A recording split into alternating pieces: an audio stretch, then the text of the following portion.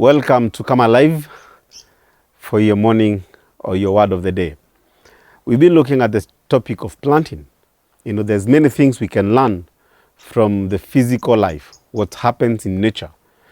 And we can be able to appropriate the lessons from nature into our own lives and to understand that there are things that God, the principles that have already been laid down by God, that even affect our own lives.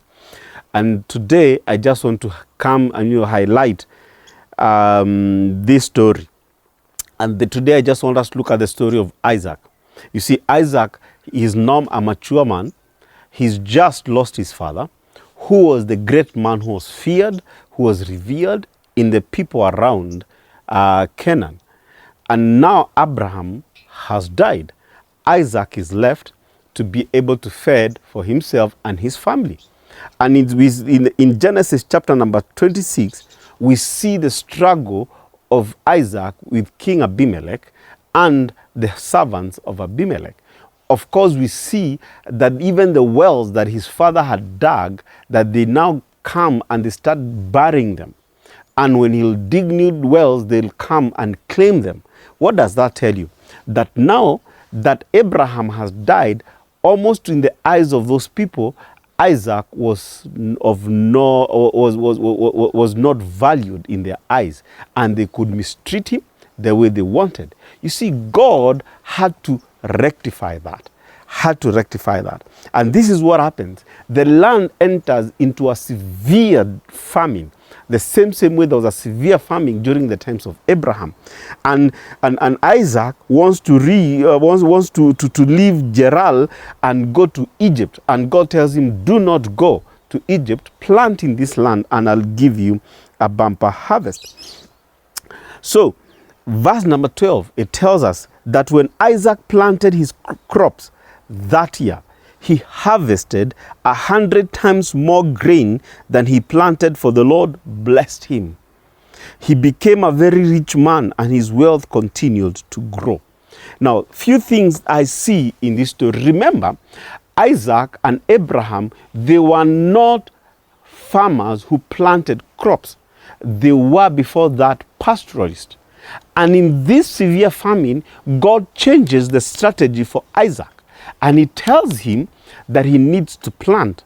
And he plants that year. And in the famine, in drought, God, in a miraculous way, gives Isaac a bumper harvest. And this is what normally happens. That means that Isaac had the food, and everyone else has to come and buy from him. And that's how he multiplied his wealth. That's how he became most influential, until the people of the land feared him and they chased him out of the land because of how wealthy and mighty he had become. God was being glorified through the life of Isaac. Why is it important for me and you to be planted? Is because when we become productive, when we become fruitful, when we multiply, what normally it shows the glory of God in our lives. And I'm speaking to you who is a believer, who have a word of the Lord. Isaac had just one word from the Lord. Don't go down to Egypt. Plant. I want to ask you this. What is the potential? What is the word you have from the Lord in your life? Just know one thing. For that word to be able to bear fruit. Because remember, Isaiah says in chapter number 55 that the word of the Lord, when it is released, it must return to him loaded. It cannot go back to him empty. It must fulfill each and every word that it has been sent forth to accomplish and fulfill. And I'm speaking to you who you know that you are carrying the word of God, and I've been giving you the word of God, that you are blessed to be fruitful and to multiply. The potential and the power of fruitfulness is within you. You don't have to hear an audible word like Isaac, but you need to look at the word of God and look at how God has established the system. And you say, that is the word, that for my life, this is who I am. I am a man who is full of potential, loaded with everything that I need. And let me tell you this, you activate it, you bring it before God in prayer, and you just let God take you through the seasons. And you patiently wait.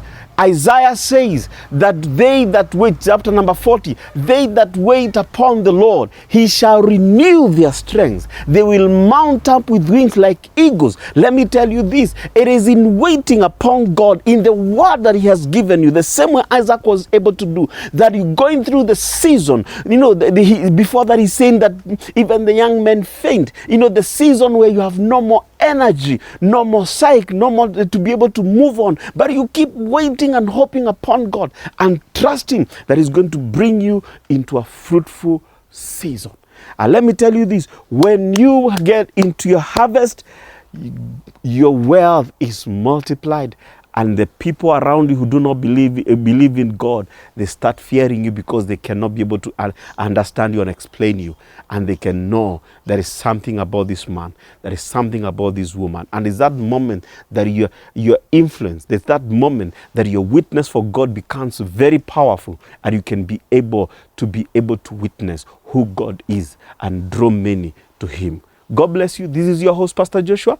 See you next time. Thank you.